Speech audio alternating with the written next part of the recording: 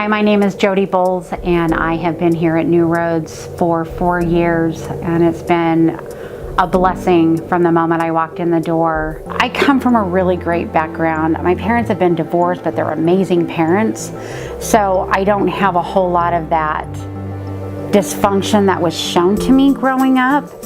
You know, although they were in 2 separate households, it was pretty stable. And I'd sneak out. I will never forget the first time my mom caught me. I had snuck out, taken the car, and then came back in through the back door, and she was sitting on my bed. And I was like, oh, I'm so grounded. You know, I'm a young mother, so I was pregnant at 16. I had Justin when I was 17, and I was married right before I was 18. Was married to an alcoholic who was a lot louder than I was. And so it was really easy to disguise what I was doing because he looked so bad. When Justin was about 4 or 5 years old, I was getting divorced from him. And a friend of mine said, I have this drug and it'll make you really, really skinny and you'll have tons of energy. And from the moment I took it, I knew that that was going to be something I do for the rest of my life. And I remember thinking, I am not going to do too much meth because I never, ever, ever want to stop. Because there's a euphoric feeling that came to it. I felt like super mom, all these things going on. Well, it would go away, and I got pregnant, and during pregnancies I could stop and, you know, maintain for a minute, and life was okay. And then the moment I had my daughter, it was right back. Logic was I was going to use for 6 months, lose all the weight, and then I'll be fine. You know, I'll just be fine, no big deal. And this went on for years. 15 years ago, I sat there after committing crimes. I was really high. I was with some really bad people, and my whole life shattered. I was injured. I was in pain. And I wanted to go see my son. It was my youngest son. He was staying with my sister. I no longer had custody of any of my children. And I was feeling really sorry for myself, because that's how we are when we're addicts. It's always me, me, me, me. And I walked over and I said, Mom, please, Sina, please let me see Gage. I just need to spend some time with him. I went over in a stolen vehicle. I promised myself I wasn't gonna get loaded. I was going to bring him over to the house I was at. I wasn't going to get high because I love him that much that I can stay sober at least a couple of hours. After he got there, I found myself in a bedroom behind a closed door. Took him back soon after that. When I got back, the devastation of that choice, that not even for a couple of hours, for the love I had for this little boy, could I stay sober. And for whatever reason, I said a prayer.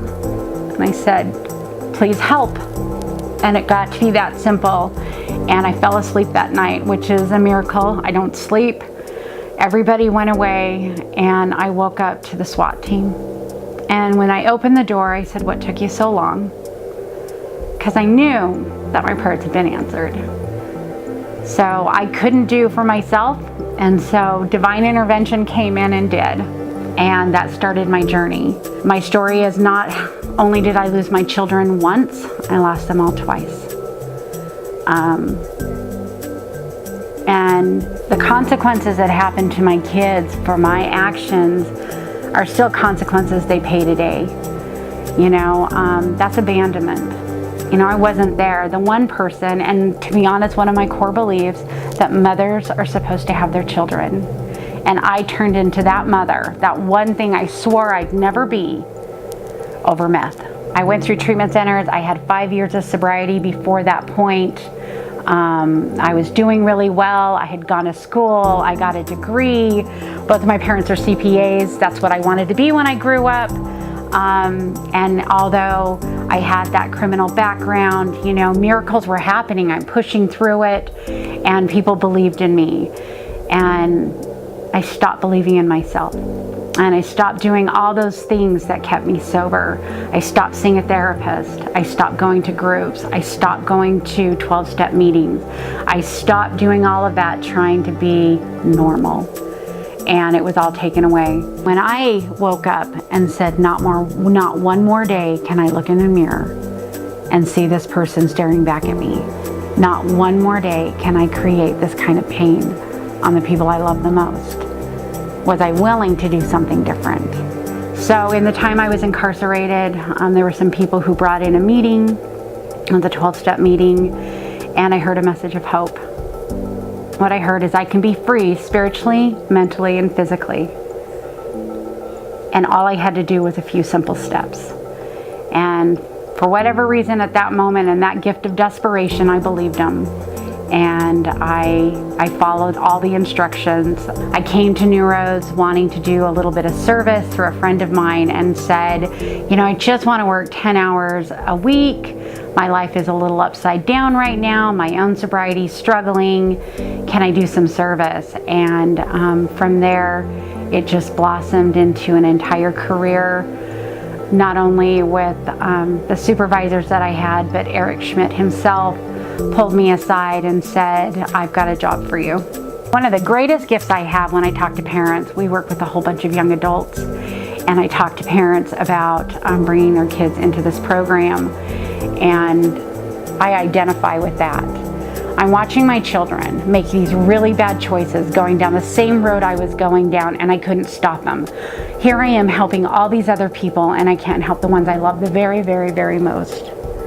And it's like watching your 2-year-old run into the middle of the road and you can't stop them. It goes against your DNA as a parent. It goes against everything you believe in.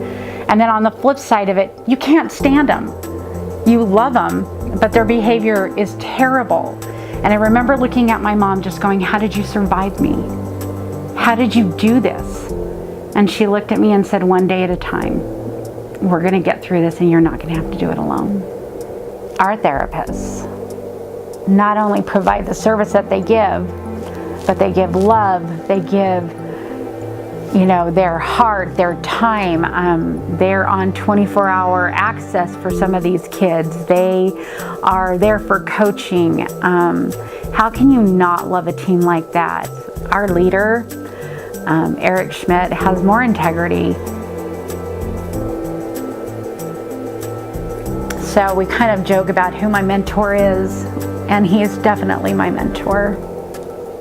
I have Spencer, who's my work sponsor that I go to, and this is not always an easy job. It's not. And if I didn't have this team to lean on, and I believe in what we provide. New Roads holds the hope and the fundamental belief that all clients can get better. I know they'll get better.